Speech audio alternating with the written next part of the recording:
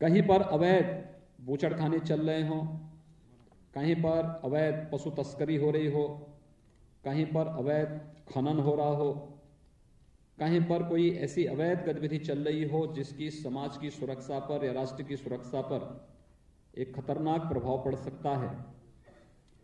अगर इन सब की जानकारी समय रहते लेना और समय रहते उसकी सूचना को हम संबंधित थाने तक पहुंचाने की कार्रवाई कर सकें तो आपका ये पद सचमुच आपको सम्मानित कर देगा,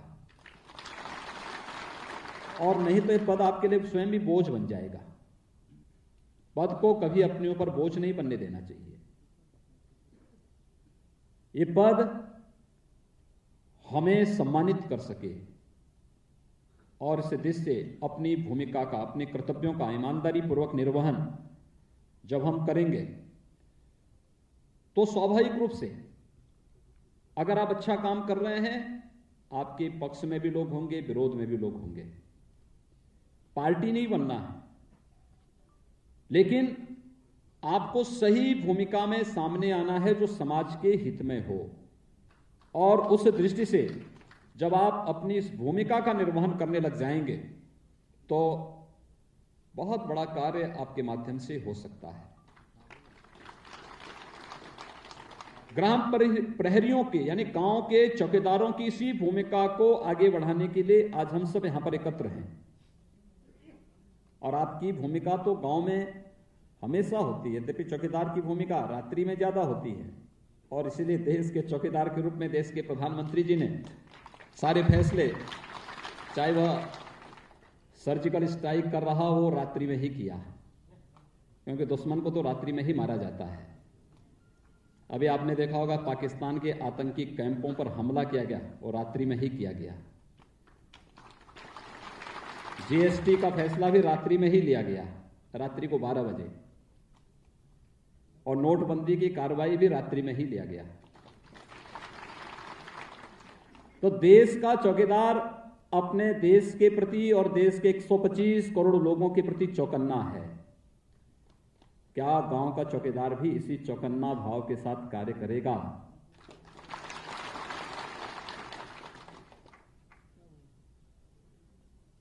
आपने देखा होगा कि प्रधानमंत्री मोदी जी 24 घंटे मेहनत करते हैं, कार्य करते हैं, पूरा परिश्रम करते हैं, पूरे देश के बारे में सोचते हैं।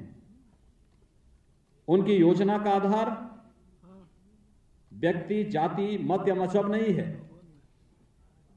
उनकी योजनाओं का आधार गांव है, गरीब है, किसान है, नौजवान है, महिलाएं हैं, समाज का वो प्रत्येक तबका है जो अब तक योजनाओं से वंचित रहा है।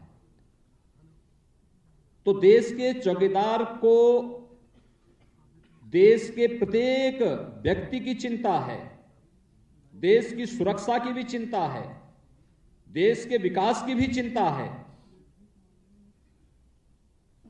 तो गांव का हमारा चौकीदार भी कम से कम गांव की सुरक्षा के बारे में और गांव की गतिविधियों के बारे में अगर थानों को सही जानकारी देता रहे तो यह कर्तव्य बोध आपको एक बड़ी भूमिका के साथ आगे बढ़ा सकता है। और जिससे आज हम लोग आपके पास आए हैं आपसे कहने के लिए, सबसे पहले तो यहां पर क्योंकि मुख्य सचिव भी हैं तो मैं वहीं से शुरू करूंगा कि हमारे जितने भी एक ग्राम चौकीदार हैं, कल प्रधानमंत्री मोदी जी ने असंगठित क्षेत्र के कामगारों के लिए एक बहुत अच्छी योजना चलाई है, और योजना है प्रधानमंत्री श्रमयोगी मानधन योजना। 18 से 40 साल तक का कोई भी व्यक्ति जो असंगठित क्षेत्र का कामगार है, रजिस्टर्ड श्रमिक है या असंगठित क्षेत्र का कामगार है, जिसमें ग्राम प्रहरी भी हो सकते हैं, प्रति माह 55 से लेकर के 200 रुपये अगर वो अपना अंशदान जमा करेंगे तो इतना ही अंशदान भारत सरकार भी उनके नाम पर जमा करेगी, और 60 साल की उम्र के बाद उन्हें 3,000 रुपये कम से कम पेंशन की सुविधा भारत सरकार के स्तर पर प्राप्त होनी शुरू हो जाएगी। और मुझे लगता है कि जितने भी हमारे ऐसे गांव के चौकीदार हैं, मुझे लगता है देश के चौकीदार की तरफ से एक इनको यह प्रसाद जरूर देना चाहिए कि जो भी 18 से 40 उम्र के हैं उनका रजिस्ट्रेशन करवा करके अगर वे लोग करेंगे, इसमें पेंशन की राशि 3,000 से ज्यादा भी होगी, लेकिन कम से कम 3,000 रुपये उनको प्राप्त हो सकते हैं। और मुझे लगता है कि बुढ़ापे का एक सहारा लोगों को मिल सकता है, एक अच्छा सहारा मिल सकता है। पूंजी और भी योजनाएं हैं, प्रधानमंत्री जीवन ज्योति योजना, प्रधानमंत्री सुरक्षा बीमा की योजना, ये दोनों योजनाएं ऐसी हैं जो महीने में कम पूंजी पर, कम राशि पर आपको 4 लाख की बीमा की सुविधा प्रदान कर देता है। इन योजनाओं की जानकारी होनी चाहिए, कैंप लगा करके लोगों को इन योजनाओं के बारे में बताया जाना चाहिए। दूसरा, प्रधानमंत्री मोदी जी ने जो सबको दिया है, हर गरीब को जो सुविधा दी है, वह सुविधा दी है आयुष्मान भारत की, जिसमें हर गरीब को, आप सब समझ सकते हैं, कोई गरीब अगर बीमार हो जाता है, उसके परिवार का कोई सदस्य बीमार हो जाता है, उसके पास कोई दूसरा सहारा नहीं है, कोई उसके पास सहारा नहीं। अगर उसको 25,000, 30,000, 50,000, 1 लाख, 2 लाख रुपया किसी बीमारी पे खर्च करना होता है, तो उसके पास अपने परिवार में अगर जेवर हैं तो जेवर को गिरवी रखने, या कोई खेत का टुकड़ा है उसको गिरवी रखने के सिवाय और कुछ भी दूसरा उसके पास दूसरा चारा नहीं होता है। लेकिन प्रधानमंत्री मोदी जी ने आप सबको सुरक्षा की गारंटी दी कि देश के 50 करोड़ लोगों को 5 लाख रुपए सालाना स्वास्थ्य की निःशुल्क सुविधा की व्यवस्था, प्रधानमंत्री जी का पत्र बहुत सारे लोगों में मिला होगा, आप में से बहुत सारे लोगों को मिला होगा। कितने लोगों को मिला है आप में से? तो बहुत सारे लोग हैं भाई। और जिन लोगों को नहीं मिला होगा, मुझे लगता है कि उसे मुख्यमंत्री आरोग्य योजना में उन्हें आच्छादित करना चाहिए। हम लोगों ने प्रदेश की तरफ से चलाया है, जिसमें 5 लाख रुपया उस परिवार को 5 लाख रुपए तक की स्वास्थ्य सुविधा हम फ्री में उपलब्ध करवाएंगे। आपको खेत गिरवी नहीं रखना पड़ेगा, आपको किसी भी प्रकार से अपने परिवार के किसी महिला के जेवर को गिरवी नहीं रखना पड़ेगा। यानी गरीबों के हित में क्या जाने वाला कार्य। किसान सम्मान निधि, आप में से बहुत सारे ग्राम चौकीदार होंगे जो किसान भी होंगे। प्रधानमंत्री किसान सम्मान निधि 2,000 रुपए की पहली किस्त आपके खाते में आई होगी। SMS से आपको मोबाइल फोन पर ही सूचना मिली होगी।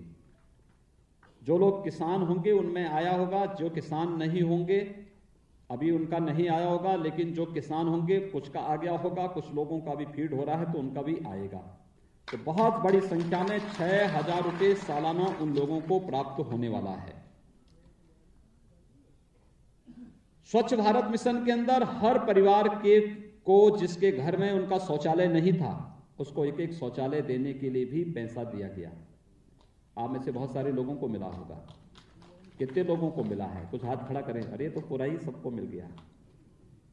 देखिए, आपके स्वच्छ भारत मिशन की सफलता है, बहुत सारे लोगों को मिला है। ये स्वच्छ भारत मिशन हमारे लिए केवल शौचालय बना देना ने मात्र नहीं है, ये स्वास्थ्य के लिए तो आवश्यक है ही। और मैं फिर इसको कहता हूं, जिनका बन गया उनको तो अच्छी बात है, जिनको नहीं बना है उनको भी हम पैसा देने जा रहे हैं, उन सब का भी हम स्वीकृत करने जा रहे हैं। प्रधानमंत्री आवास योजना, जिन गरीबों के पास अपना आवास नहीं था,